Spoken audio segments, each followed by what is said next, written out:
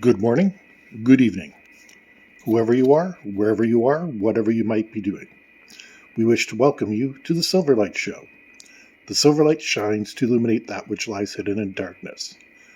For those of you tuning in today, we welcome you in. This is why Canada gets a bad reputation for snow. It's Easter Monday, as a matter of fact. And we get this last gasp of winter. I'd say we got about an inch of global warming on our hands. I kid, but global warming is a serious topic that requires extensive discussion. Supposedly, 97% of scientists agree that it is happening. And I say, that's fantastic, but what kind of scientists are agreeing on it? We see people like Neil deGrasse Tyson, who is a fantastic physicist, a wonderful popularizer of science, but he's a physicist. Dr. Michio Kaku, theoretical physicist. And these are the people that are agreeing on global warming. I'm an author and a podcaster. Nobody cares about my opinion on NFL free agents. It's entertainment, but it's in a completely different field. And people forget that scientists also have distinct fields. I've come up with a much more easy theory to explain global warming. Now, first of all, let me say I am not in favor of pollution. Never have been, never will be. I happen to live on a cul-de-sac, and all the trash that people throw out tends to wind up on my front lawn. So give a hoot, don't pollute. I want my children and grandchildren and however many descendants of my family go on into the future, and your potential future lineage, to inherit a good planet. And as humans, we put a lot of trash out there.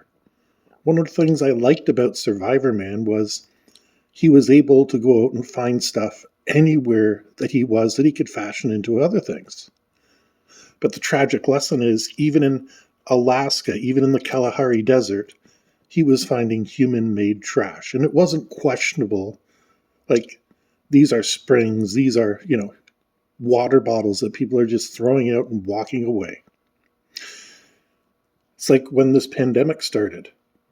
I give complete credit to the stores because they were putting trash cans outside so that you could take your mask and gloves and everything off and toss them out right there. It made it easy and convenient for you. And people were dropping them in the parking lots. Like, geez, the store could not have made it easy for you, and you're choosing to litter instead. This is 2020 to 2022 that I'm talking. This is in 1980 when people are discovering, we need to worry about the ozone hole, which is closed, by the way. Remember when that was a big deal? Yeah, it's closing up. Now, locally, I know everybody has a different temperature. But what I've noticed, we're in the middle of April. When I was growing up, March was kind of the end of the winter season. March comes in like a lamb, it goes out like a lion. If it comes in like a lamb, it goes out like a lion. You know that old saying. And April showers bring May flowers. Well, look at this April shower. But in my time on this earth, I've noticed something that makes a lot more sense.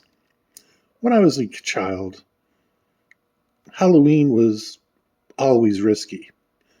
Half the time you'd wind up going out with your costume under your coat because it was so darn cold. And for the last couple of years, it's gotten a little cold, but there's a good 20-year period where October and November weren't cold at all. Spring, we've been waiting for it to start. It's kind of been stuttering. And as you can see, it's been delayed yet again.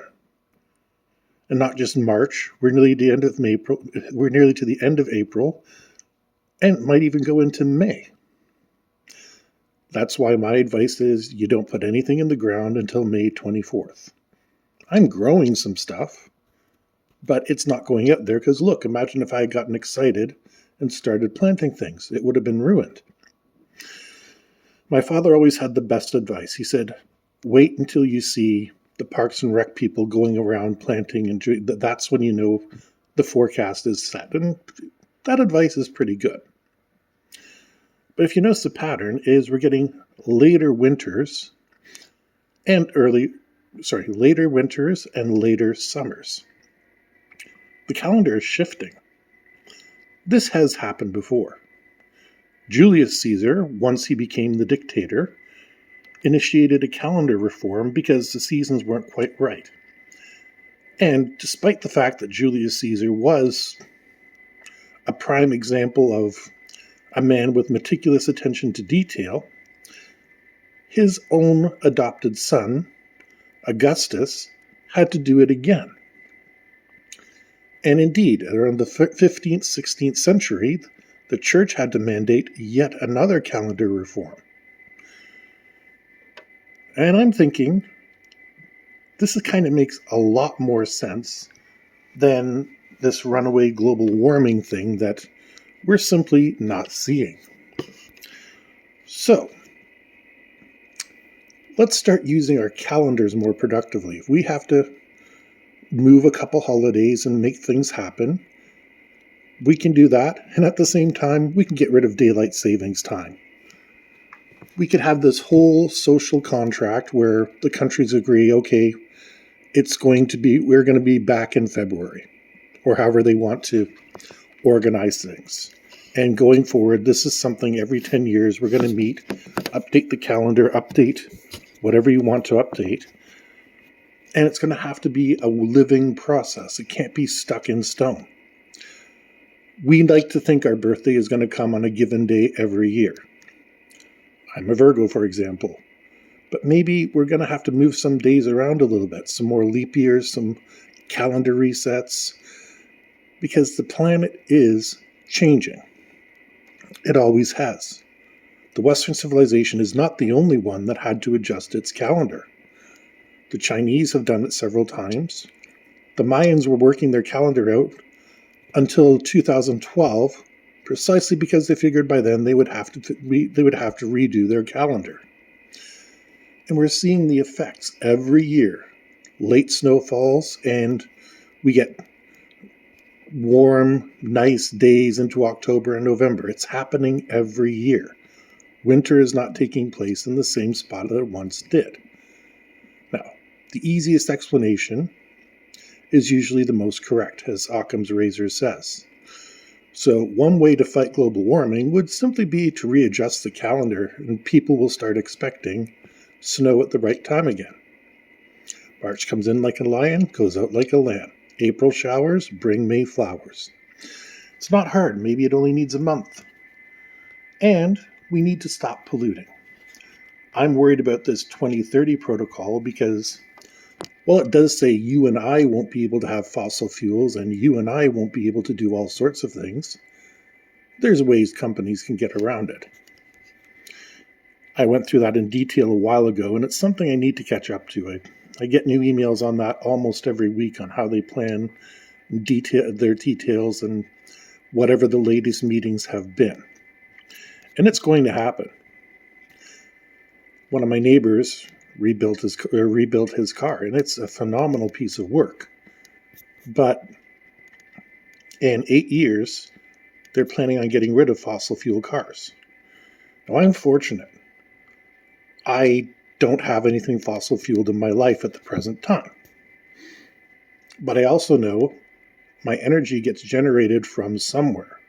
And in this area, it tends to be nuclear powered or hydroelectric. But we do have an incinerator that's run off natural gas, and it generates electricity. There's all sorts of things in the background you don't realize. Electric only works if we can get something like fusion working, because fission generates too many hazardous byproducts, and burning oil or natural gas or any of that to generate electricity. Again, all the reactors in the world work on the same principle they have for almost 150 years. You boil some steam, you use that to turn a turbine, and that generates electricity. Can you imagine developing a nuclear reactor to boil water? It sounds ludicrous, because it is. We haven't learned a new technology, we've just figured out a different way to boil water. None of those are helping the environment. And if we truly want to get ahead in the world, that is what we need to tackle. No more doom and gloom predictions. We need practical results. Something for everybody to think about. We hope you enjoyed this episode of the Silverlight Show. If you did, please hit like, share, subscribe. Don't forget to buy the merchandise, which are the books listed down below in the description. And we hope you have a fantastic day.